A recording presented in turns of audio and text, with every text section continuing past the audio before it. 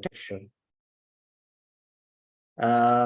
Like she has said, the objective ideally is to help us understand the need for robust third-party risk management practices, and also to enable us as institutions to establish risks, to understand third-party risks, and also to implement effective risk mitigants regarding these risks in relations to data protection.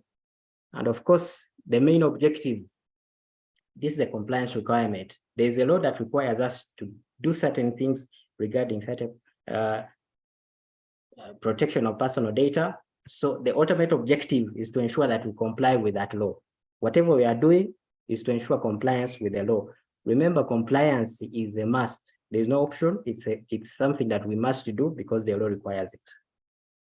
So in terms of the presentation, we are going to, of course, explore the legal framework. Why should we follow? Why should we do this? Because the law requires us to do it.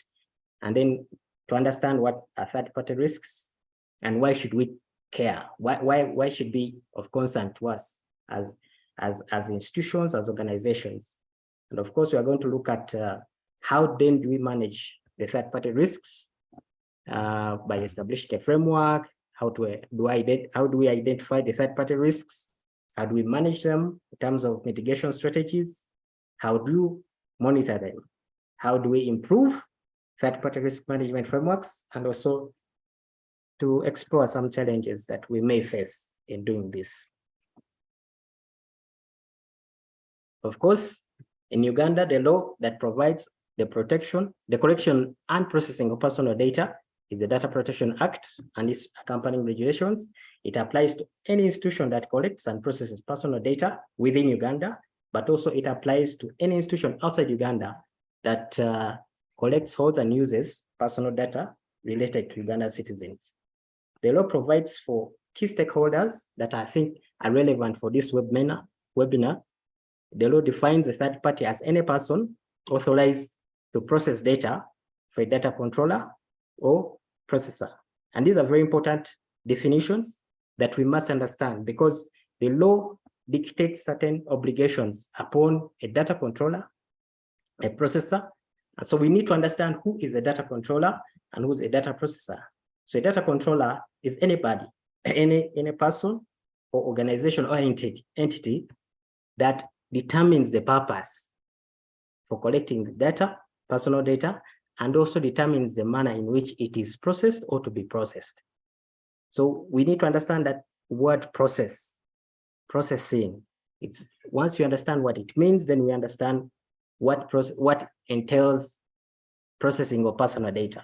So processing refers to anything that you do to the data that you've collected. It can be storage, it can be sharing it, viewing it, using it, deleting it, storing it. Whatever you do to personal data is processing. So any person that is authorized to share, to store, to use, to view personal data on behalf of a controller is a third party. So, and a processor is anybody, entity that processes personal data on behalf of a data controller. So by definition, you can see a third party can be a processor and a processor can be a third party. Those distinctions are very important for our discussion, but also important for us to know which roles those people play. That a third party is a data processor and a data processor can be a third party. It's important because then the law provides for certain requirements for each of those parties. A data subject obviously is a person whose data is collected and processed. And personal data, of course, is any information that can identify a natural person, recorded in any form, whether physical or otherwise. So it was important to define those key stakeholders. The law specifically provides for establishment of security measures regarding the data that is collected. So a data controller or processor is supposed to implement or to secure the integrity of the data that they have collected by establishing reasonable and appropriate technical and organization controls regarding that data that they have within their control or in their possession to prevent loss or damage or unlawful access or unauthorized processing of that personal data. So basically, this one goes to 3 issues that once you have this data, you must protect its confidentiality, its integrity, and its availability.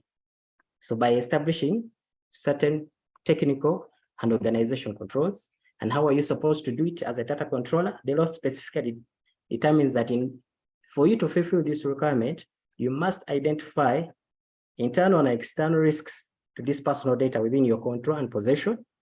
After identifying the risks to this data, you must establish controls, appropriate safeguards against those identified risks, okay? And then you must continue to supervise, to verify the effectiveness of these safeguards in ensuring that you control the risks identified, but also you must be able to review the entire process to identify the new risks so that you can establish new and stronger safeguards. So there's need for identification, establishing safeguards, those are controls, continuous monitoring of those effectiveness of those controls, but also to continuously review the entire process to ensure that you identify new risks, you introduce new safeguards, so that it's a continuous process. So the entire presentation is actually about these 4 stages. In addition to that, a data controller should not permit a data processor, a person they are going to authorize to process data on their behalf, to start processing that data unless they have also established similar controls within their framework. A data controller is also supposed to ensure that any data processor that processes personal data, if they're already doing it, you must ensure that those people, those entities process data on your behalf have developed and implemented appropriate security measures to safeguard personal data. So, and if there's a contract between you, the data controller, and processor relating to processing of personal data, you must ensure that that contract has provisions for data confidentiality and security measures so that you can protect the integrity of the personal data. So these are security measures that are relevant, both as required on behalf of the controller, but also on behalf of the data processor. And we say the data processor is a third party, right? So the law requires that we establish controls, security controls and measures regarding personal data.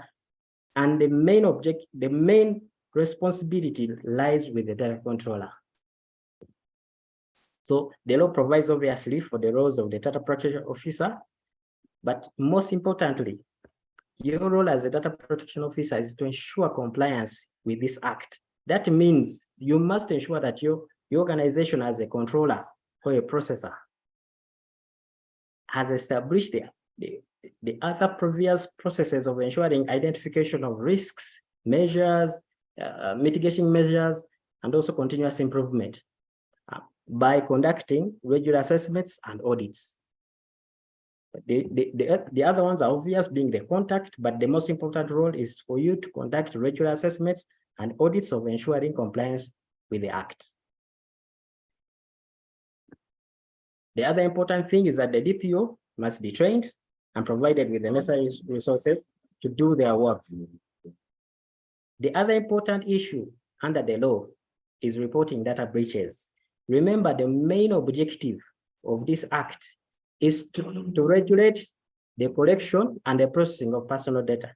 The objective is to protect the privacy of individuals. Whatever we are doing is to try to protect unauthorized access, unauthorized disclosure, unauthorized damage or loss personal data. In other words, if that happens, then we have a data breach. The law, in most cases, is providing for our roles to ensure that we prevent data breaches.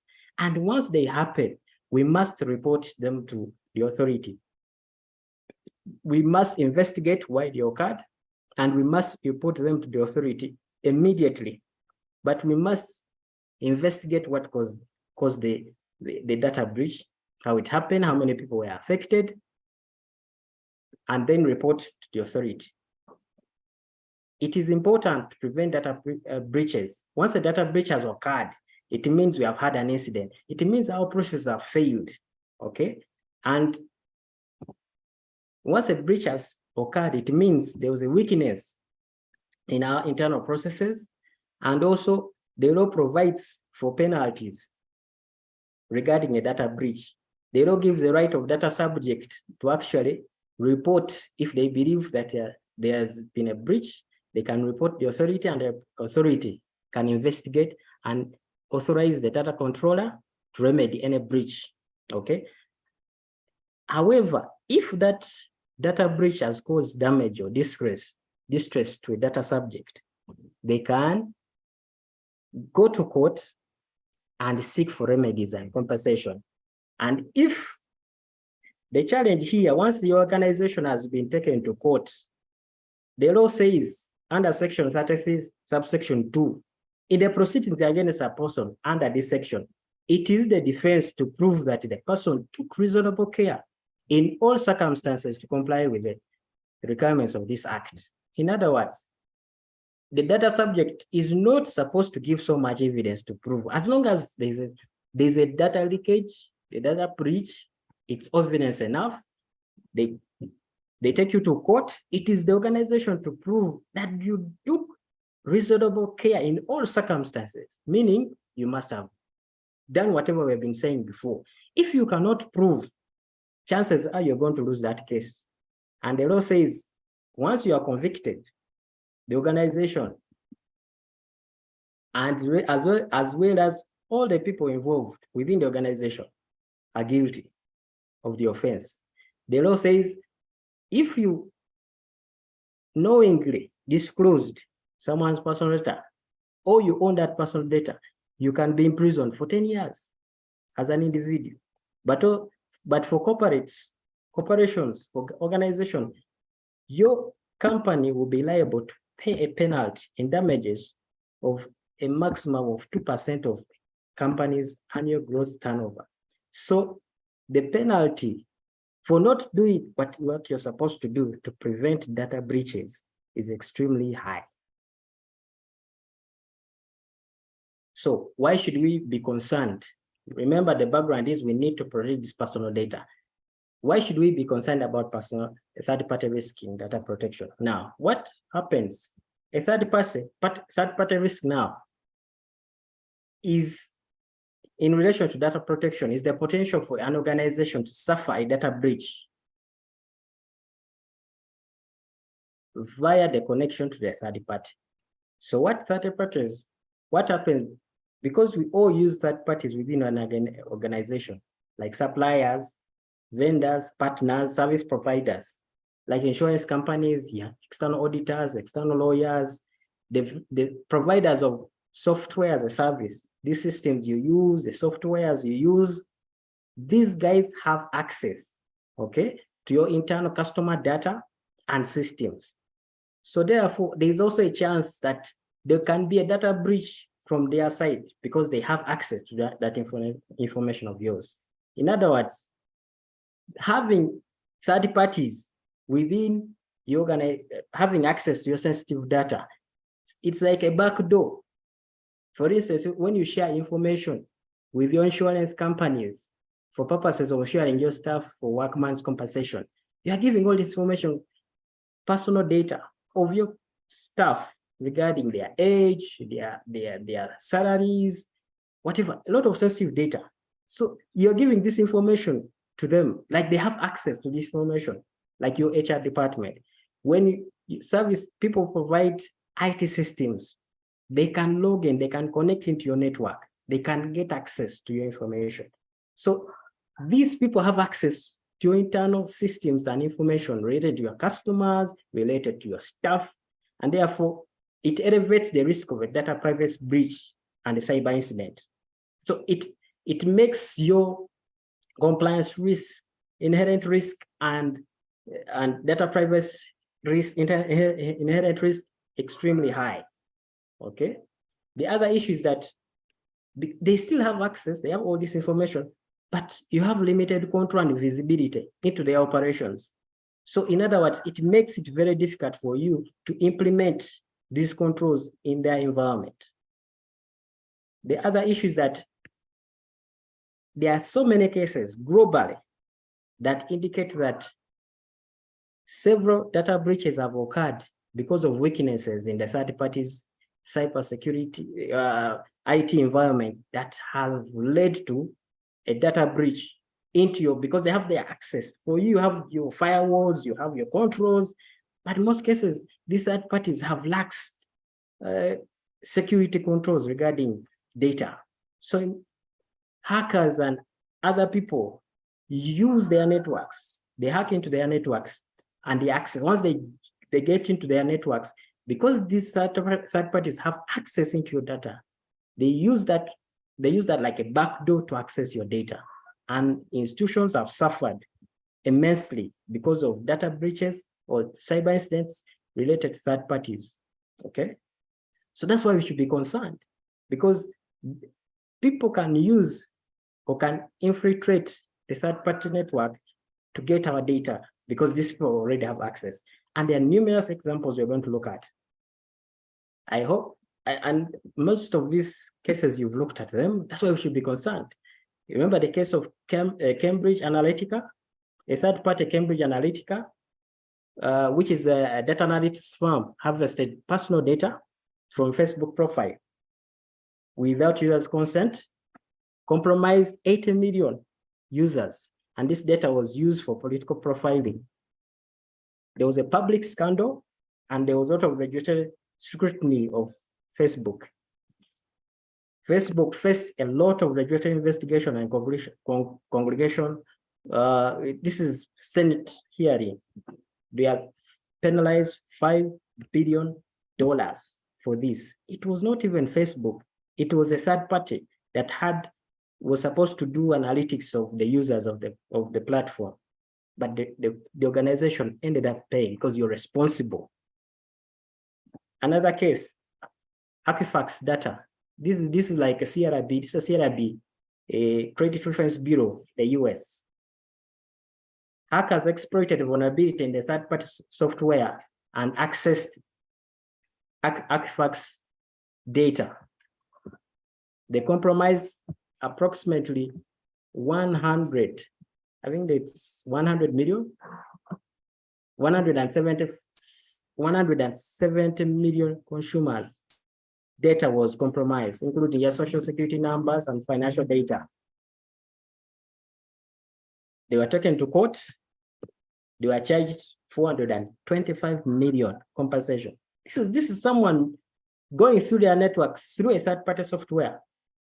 Another case, there's Marriott International Hotel, a third party. They were using a third-party vendor system for reservations, which had a weakness.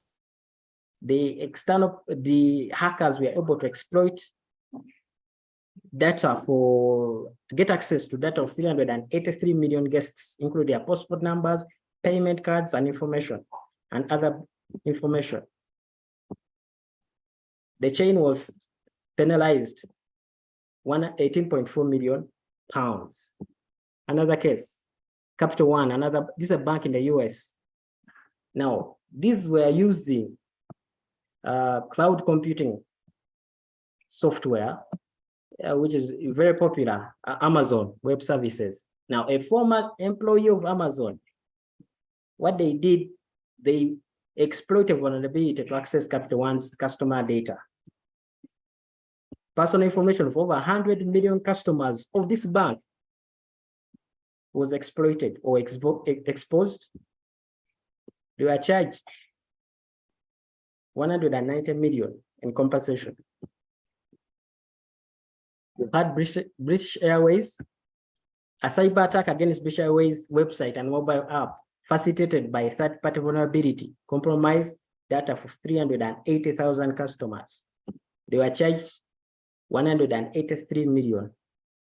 For this breach, which was not caused by weaknesses within British Airways, but because a third party had a weakness in a vulnerability that was exploited and people's data was exposed. they had to pay. Home Depot, same. Hackers gain access to Home Depot's network through a third-party vendor credentials. 60 million customer data exposed. Home Depot was charged $27 million. Come back. Here at home, you've heard of this case, Uganda Securities Exchange. Last year, a breach occurred due to the third-party incorrect configured firewall on the audit login server created to track all actions during an upgrade of Uganda Securities Exchange KYC system. A breach occurred in June, and it exposed personal data of thousands of investors at the Uganda Securities Exchange, including NINs, names, physical addresses, and birth dates. Uganda Securities Exchange faced a lengthy investigation by Personal Data Protection Office, which ended this year in July, and both the Uganda Securities Exchange and their third party were found guilty for non-compliance to the law. In July this year, the DPO commenced enforcement action against the US Uganda Securities Exchange for non-compliance. So we should care, because these cases now emphasize the diverse nature of third-party breaches that can bring to an organization, including financial loss, reputation damage, and regulatory scrutiny. So they also highlight the importance of rigorous third-party risk management and the continuous cybersecurity efforts to avoid costly data breaches. A recent report by Allianz Risk Barometer 2023 indicates that across all the risk professionals, because this is a survey, they seek out opinions from risk professionals across the world, and then they ask them, what are the top 3 risks this year? So the risk professionals list. So this year, like last year, it was cyber incidents, and the composition of cyber incidents, the biggest concern under cyber incidents was data breach. Risk professionals right now in the world are concerned about a data breach. Why? Because the laws are becoming very stringent. The penalties are becoming very high regarding data breaches. The penalties, the fines, they lead to litigation damage and reputation damage. So risk professionals are concerned. The recent research report for IBM security cost of a data breach report of 2023 that studied 553 organizations impacted by data breaches that occurred between March 2022 and March 2023 indicated that the average cost of a data breach is $4.45 million US. And the cost involves lost business costs, detection and escalation costs, post-breach response costs, and notification costs. Now, the cost of a data breach to a business partner, a third party, is higher at 4.76 million compared to a breach as a result from other causes, which is at 4.23 million. And also organizations took longer to resolve or to contain a data breach caused by a third party, which takes 307 days to detect and to resolve, compared to other data breaches as a result of other causes, which takes 270 days to detect and to resolve. So data breaches as a result of third parties are costly and also take longer to detect and to resolve. So we should be concerned. We should not only look at our internal risk control mechanism, but we should also be concerned because their failure can have greater repercussions on our operations in terms of reputation and costs. So what should we do about it? The first and the starting point is to establish a framework. In any risk management process, you must establish a framework. So for us to manage those risks as a result of third parties, we must establish a third-party risk management framework. A framework in risk management is simply a roadmap, a plan of what we are supposed to do and how are we supposed to do it. Okay, so it's a structured process that provides guidance and governance of the entire third-party risk management process.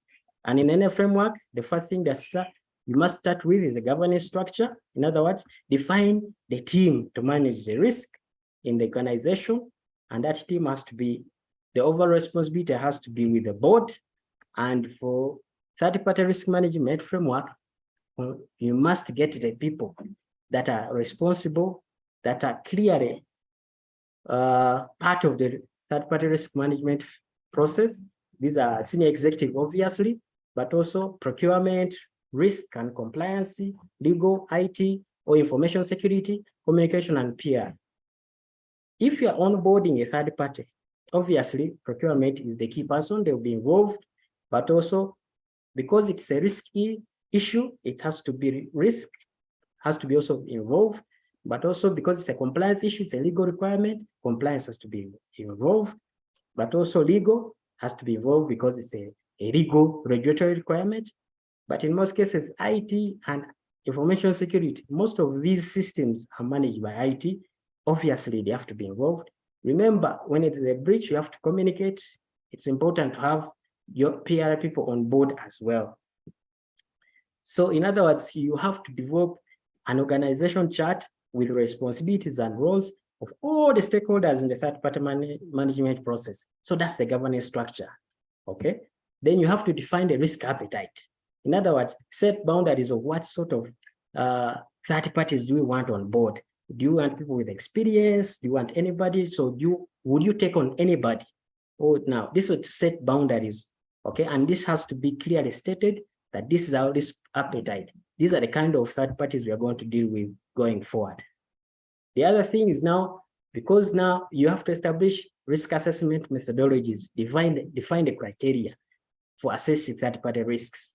This involves developing risk assessment templates and scorecards that will be used to evaluate third parties. You establish, this is what we are going to look at, security controls, these are compliance checklists, everything. You develop the templates now. Now, you develop the policies, comprehensive policies to cover all the processes of taking on third parties from onboarding to offboarding. This includes how due diligence procedures, contracting, ongoing monitoring, instance response, termination procedures. Now you come up with the policies that will govern you in implementing or managing third-party risks. The other thing is now coming up with a compliance checklist for regulatory requirements. Now you get the law, you get the regulations, pull out those compliance requirements that you must comply with. Now you customize them for every third party if possible, but you can still have one general template because you need to know what are we supposed to comply with. The other thing is training. Now you develop the training programs regarding third-party management policies and procedures. So you develop the training materials, the presentations, the learning modules, the quizzes, okay? So reporting, you develop the reporting templates, the frameworks, but also the schedules. How often are we going to be reporting to management, both management and the board and the stakeholders, other stakeholders? And of course, develop a schedule for continuous improvement, regular reviews, updates. How often should we reviewing third parties? Is it once in a year or quarterly or every after 6 months? You agree on the onset, the schedules. And of course, you test if possible. You test scenarios in case of a crisis. How do you respond? So you test before you implement. After establishing a framework, now it's to do. You must now, the starting point, and the law requires first identify the third parties. How do you identify the third party risks? How do we identify the risks? Mainly, there are 3 ways we can do third party risk assessments: data flow mapping and data protection impact assessments.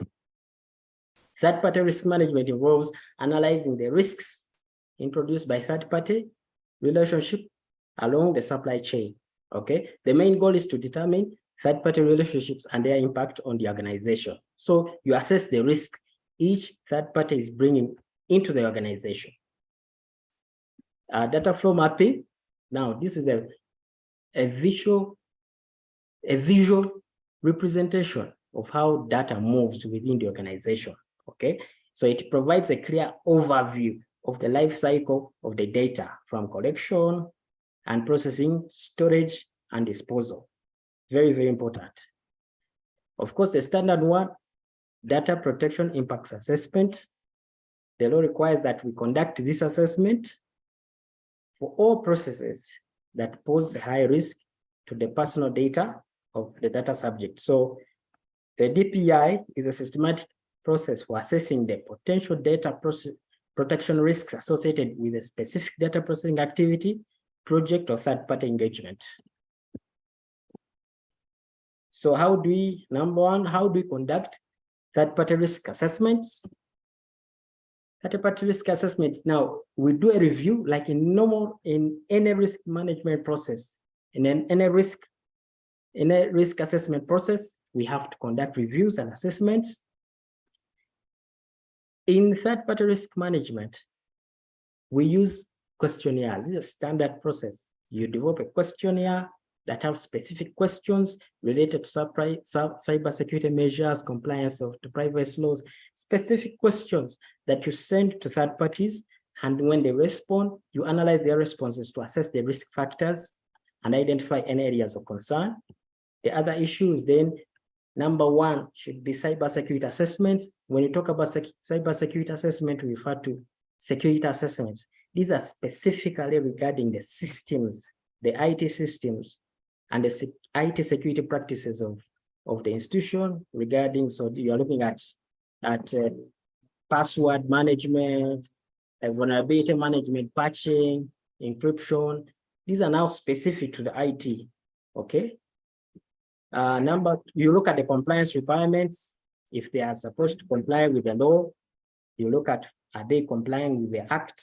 So you review and see whether they have also an internal compliance policy regarding data protection. So you look at their compliance framework regarding the law, contractual analysis, look at whether they are complying with the contracts between you and them.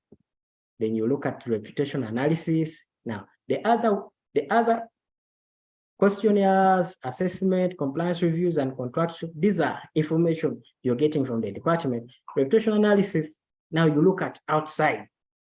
Are there any publicity? Are there any news, any legal disputes regarding regulatory actions related to data protection? So it gives you clues to how these people are managing risks.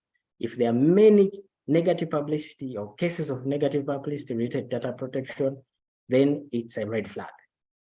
Reference checks, of course, standard practice in contact organizations that they have done work with or they are currently providing services to get their views about the service, particularly regarding protection of data. Of course, intelligence, use the market intelligence. You can use third parties to find out any cyber threats within the, can use third parties to assess information that you may not get openly out there regarding cyber threats and vulnerability associated with that third party. And of course, on-site visits if possible, and inspections. You can conduct an on-site visit or inspection of the third party's facilities, including data centers. Now, after getting all that information, it's now to do the analysis.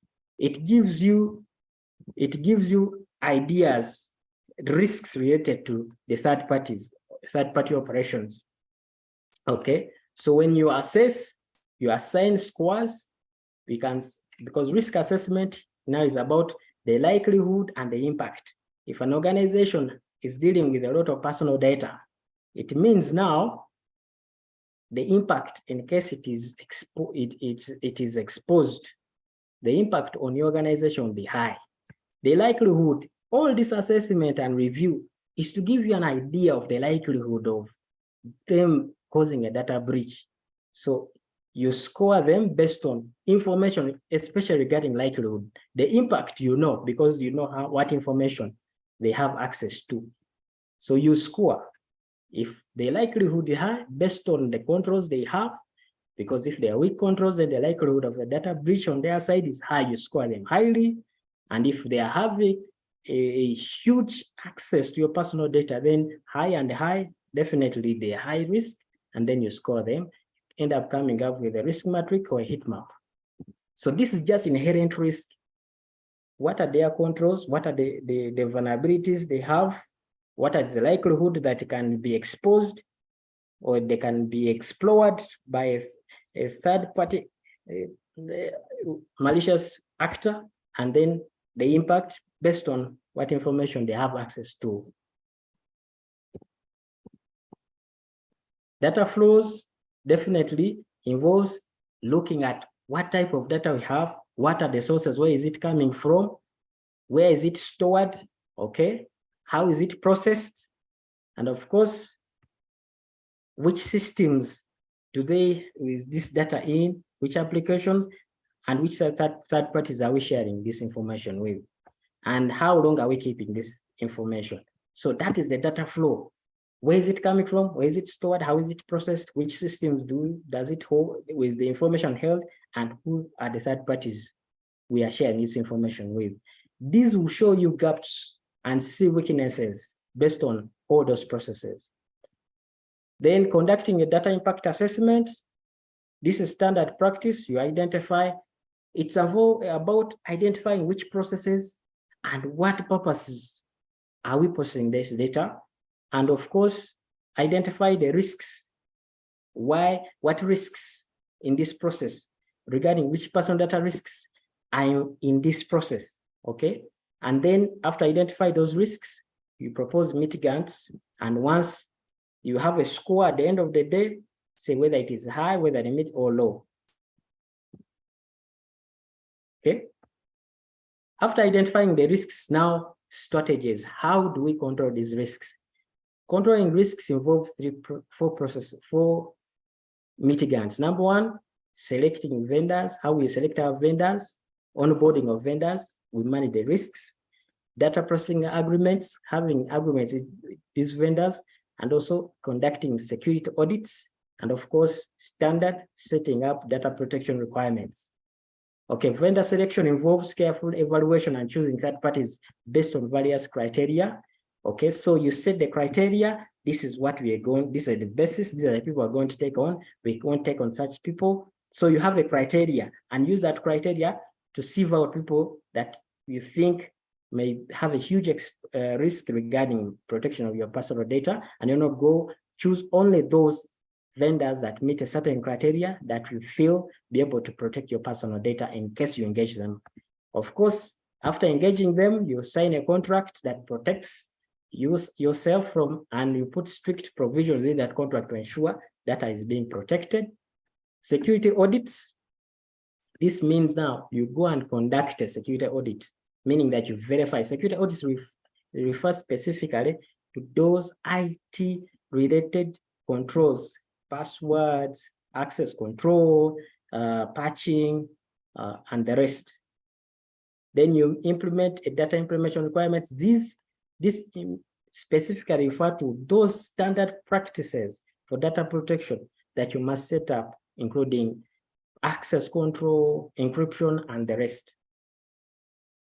So vendor selection, obviously, you have a criteria, you assess, you carry an assessment, regard security controls, because these are the criteria. So we are going to have this criteria for security, criteria for regulatory compliance. You have criteria for performance and security. So to verify that criteria, someone meets the criteria, you can do security assessment, regulatory compliance assessment, conduct reference checks, and also ensure that they have the criteria can be that they have a redundancy, they have a recovery plan. Okay. So then exit strategy. So set a criteria, verify that they meet the criteria, you bring them on board. Okay. For security control, definitely look at, you use those standards. Okay. We say this, you focus on those IT controls. So to conduct that control, that audit rather, there are benchmarks you can use, frameworks like ISO 27000 and NIST 800. They set the requirements for internal information security controls. So they are already set up in the framework. You get those controls. When you conduct the audit, you are verifying whether the internal security controls of the vendor meet those frameworks. Okay, you assess the control and then see whether they are strong or weak, and then you document. You can also conduct physical verification yourself, physical security, check how access to data centers, how are they managed. Okay, of course, obviously compliance, because the law requires that you check, you establish certain controls, but also check compliance with your own agreement between the vendor and yourselves. And of course, you have to report. The agreement obviously sets terms and conditions for which the vendor has to comply with: data handling, security obligations that we've talked about, the rights of the data subjects. You also emphasize that if they have subcontractors, they have contracted to do data processing on their behalf, make sure that their subcontractors also provides the same security controls, that the same controls should apply to them. Provide for another important condition: data breach notification, data transfer conditions that they have to follow international transfer requirements. Also, in that contract, indicate that you have the right to audit the entire process and compliance checks. If you don't provide the contract, it may be very difficult for you to go to their site to conduct compliance checks and audits. Of course, emphasize that they have to follow the data protection law, and also, most importantly, provide for penalties and remedies. Of course, the standard practice, the contract rather has, or the agreement has to have the condition of confidentiality. Now, the other final issue regarding mitigation measures, there are standard practices for data protection you must implement on your side, and you ensure that also the vendor implements. These are called data protection requirements.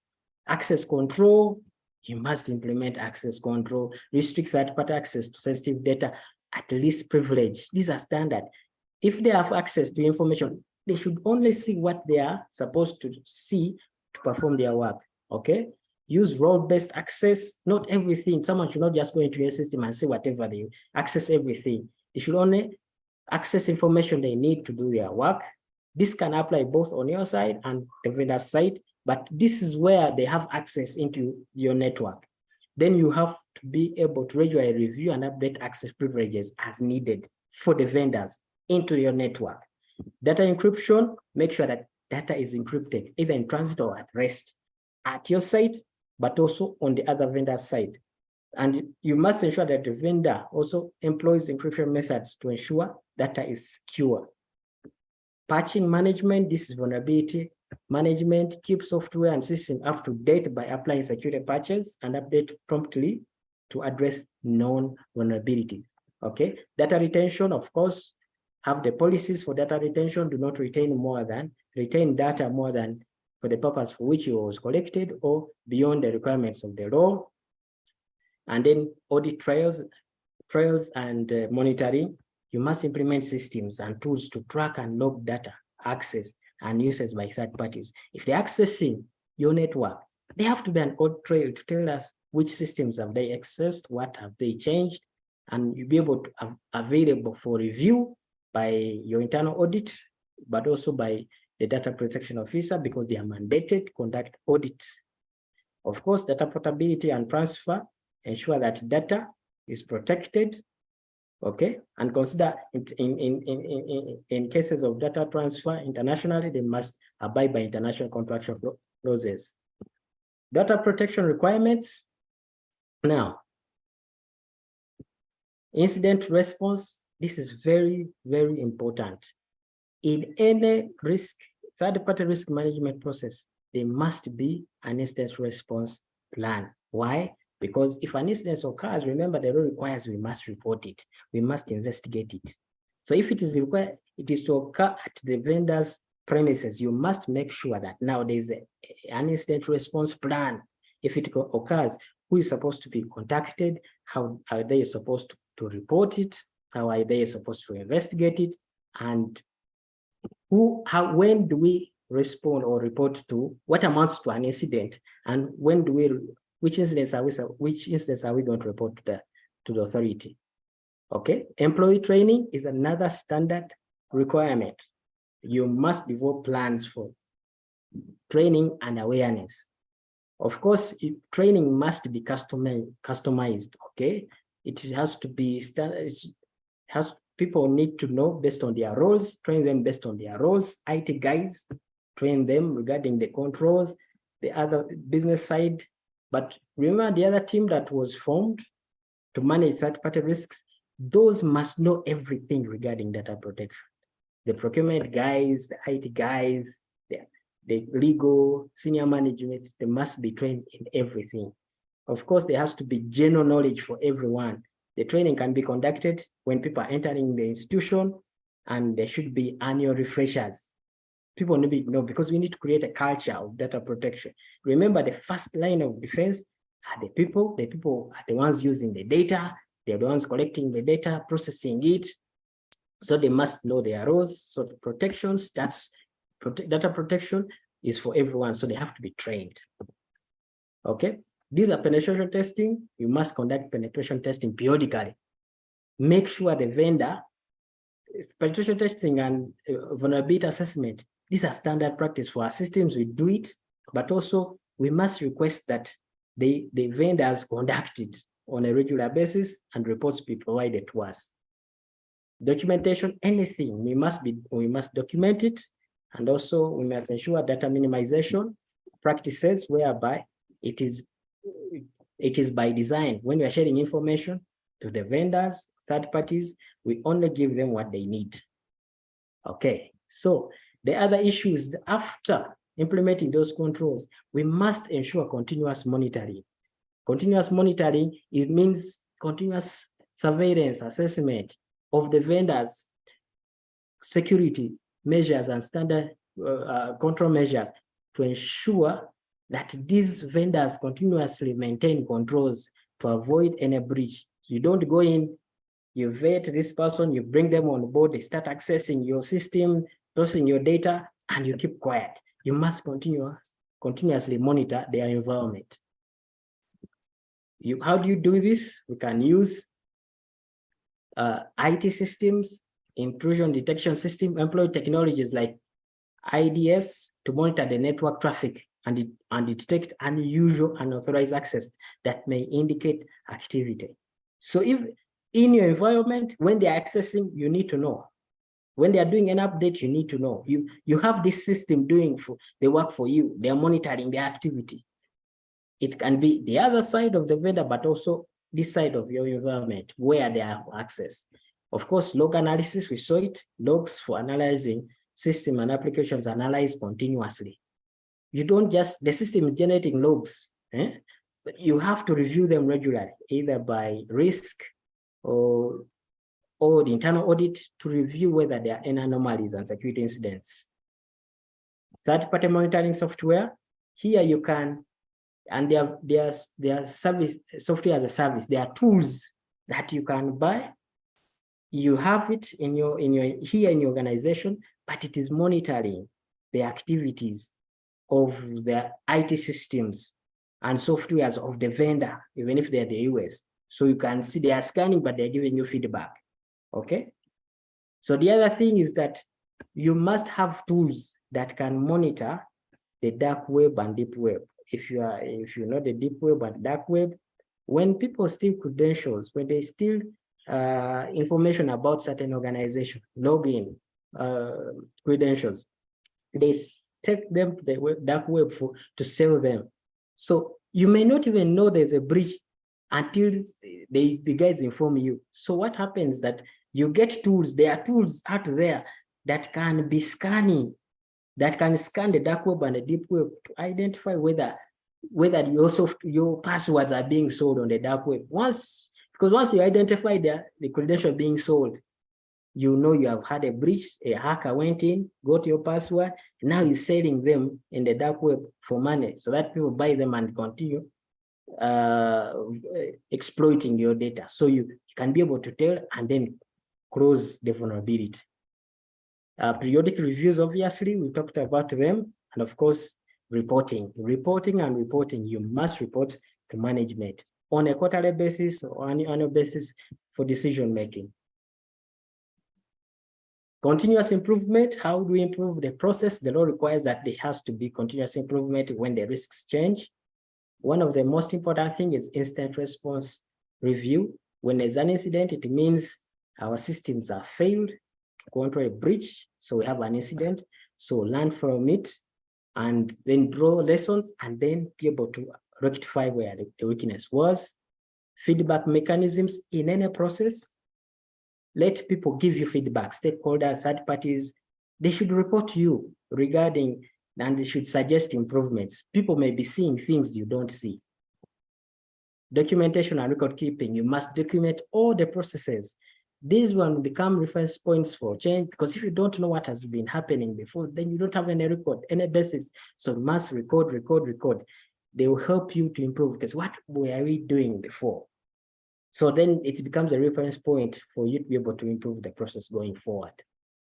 Of course, obviously, remediation and improvement plans. When issues and vulnerabilities are identified, develop remedial plans in collaboration with third parties, and of course, track progress. Training, you cannot overemphasize training. Training must be done. Training, during your training mechanism, ask your stakeholders, your employees, for their input in improving the organization's third-party risk and management efforts. You can't believe the information. That for us in risk, when we do trainings, this is obvious, we have to highlight it.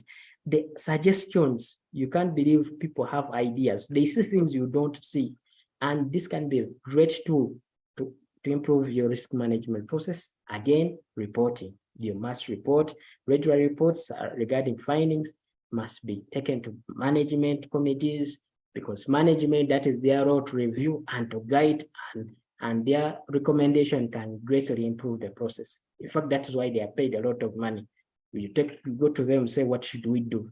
Then they suggest and improve the process.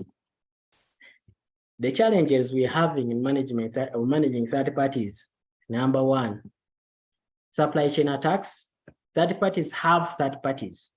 They have suppliers. They are suppliers of our suppliers. So this creates an extended supply chain. Now, each entity in the supply chain introduces additional vulnerabilities. Now, for you as an institution, you have a third party who has a supplier, and the suppliers of the third party has a supplier. So it becomes very difficult for you to identify and control personal data privacy risks, because all this creates a linkage, because they have access into the supplier's network, who has access into your network. So it becomes now, it's no longer an issue of a third party. Now it's an issue of a fourth, fifth, and sixth third party. So it makes the whole process very complicated. Supplier power and dependencies. Organization may rely heavily on certain powerful vendors, making it challenging to impose stringent data protection requirements. I can give you a personal experience. You know Microsoft and Oracle. Those guys are very powerful. They think our market is too small. They cannot sign your contract. They will never. Microsoft has their standard contract, which protects them. They say you sign it or leave it, even Oracle. So it's very difficult to tell them now, we have to have a data protection agreement. Do this, we shall come and audit. You tell Microsoft, I shall come and audit, conduct compliance assessment. They say, if you don't want, you leave. Okay, so it becomes those powerful vendors, and those guys don't have substitutes. It's Oracle, it's Microsoft. They are very powerful. You implementing some of these controls may be very difficult. Of course, the cost implication and resource constraints, especially for small companies, may make it very difficult to implement all these controls. So it is costly in terms of money and resource and personnel. Exit challenges. If you're ready, you have a contract, especially for IT systems. Guys are established, maybe your core system, you're using it and you want to exit. And because they have weaknesses in their risk management and there are so many incidents, it may take time. It takes a time to switch to another system. And if you exit, controlling the information they have already is very difficult. You may say they should delete, but how do you verify they have deleted all the information they had? So there are emerging threats and technologies, rapid advancement in technologies becomes very difficult for us to catch up in terms of new threats and vulnerabilities. Of course, the other issue is limited vendor transparency. Some vendors may be less transparent about their security practices and that handling. Of course, we can decide we shall go there and conduct a due diligence on site, but it is costly. If they're in the US, they're in Russia, they're in Bolivia, flying there, it's very costly just to verify. So this makes it very difficult to implement some of the control measures. So it's important to conduct successfully mitigating third-party risk in data protection, and privacy requires a proactive and adaptive approach. Organizations should regularly assess their risk landscape, keep pace with evolving threats, and of course, prioritize effective risk mitigation strategies to protect their sensitive personal data to ensure compliance with the law. I thank you.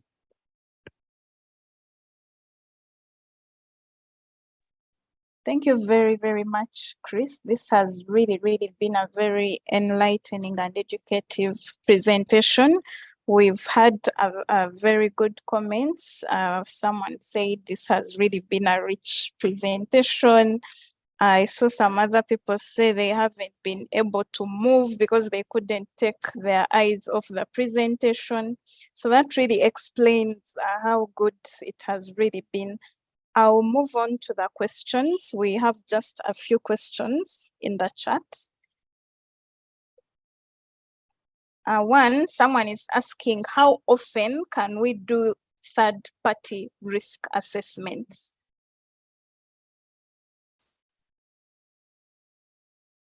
Chris, would you prefer I read both of them at once so that you do the answering at once?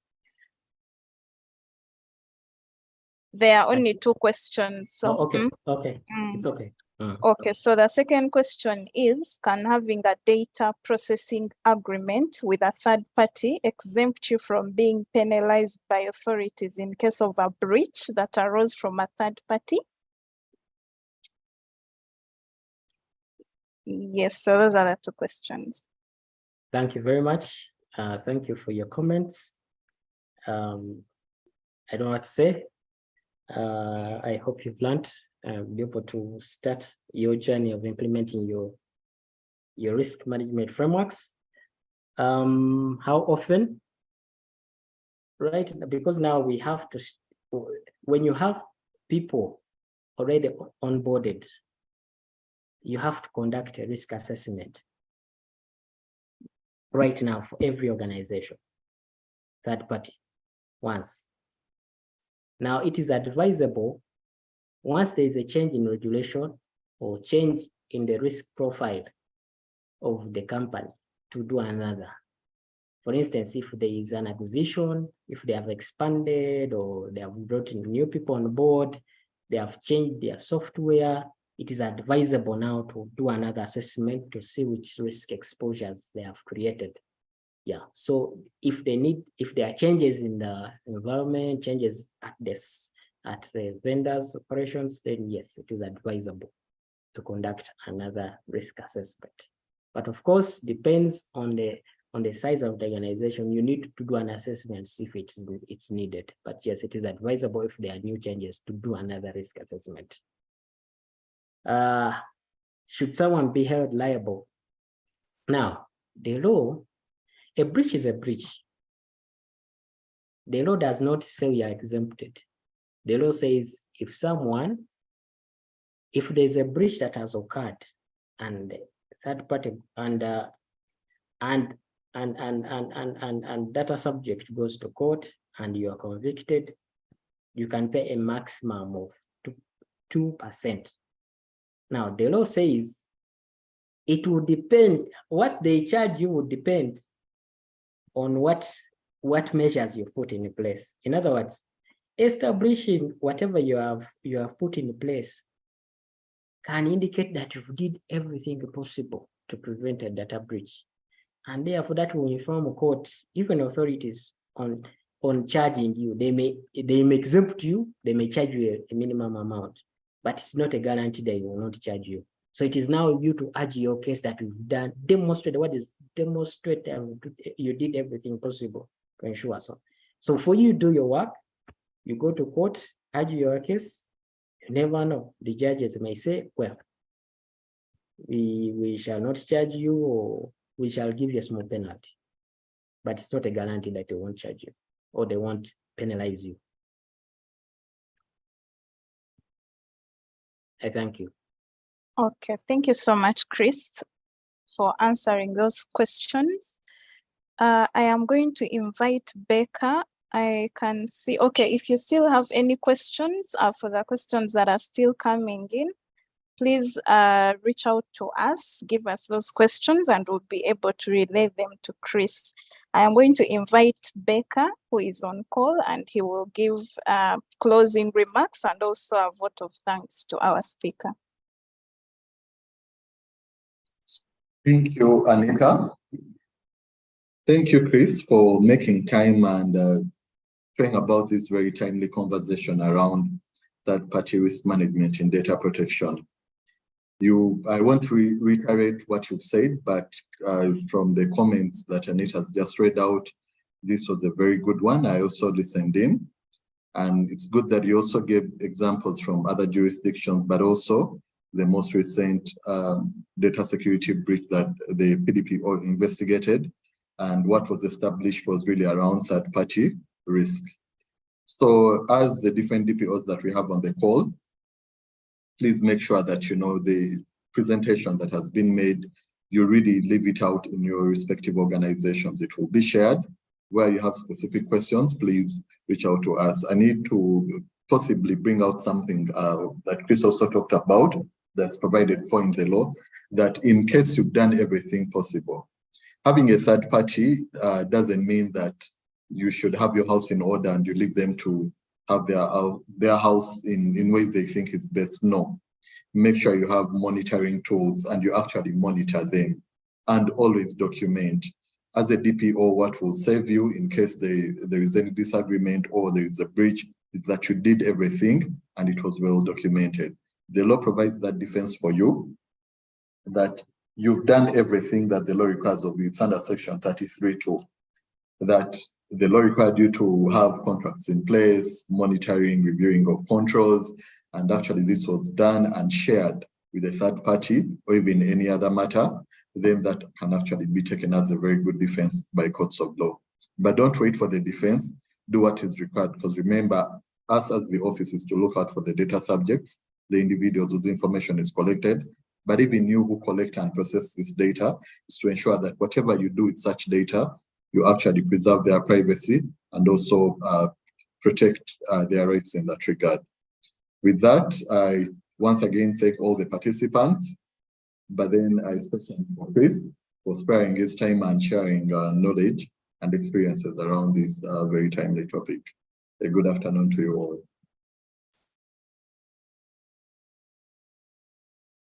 Okay, thank you so much, Becca. Thank you, Chris. Thank you, participants. We have come to the end of our webinar.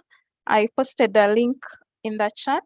Please click on it and give us feedback on today's training. And for those that have been asking about the presentation, it will be shared on the emails that you used to register for this training, as well as the recording. But in the meantime, you can visit our YouTube channel, PDPO Uganda, to access the recording. Thank you very much. Have a wonderful day.